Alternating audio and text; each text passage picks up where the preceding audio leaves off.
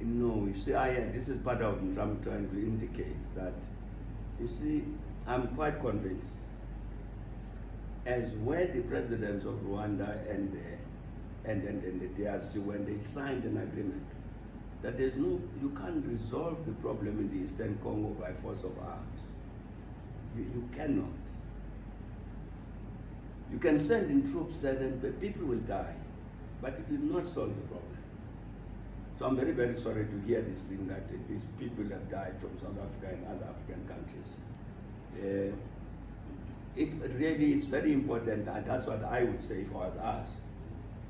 Let's disengage the forces. They are there already, okay.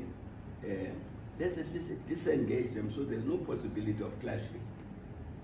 Because the clashing which is going to result in people dying for no reason. Just separate them so they're far from each other, and then work to find this political solution. And I know I'm very, very glad that indeed President Ramaphosa are very committed to this pursuit of a political solution. And it certainly assured me about that. Very, very committed to finding a political solution. I think that's very, very important. But I think any situation which results in the deaths that you've mentioned should be avoided.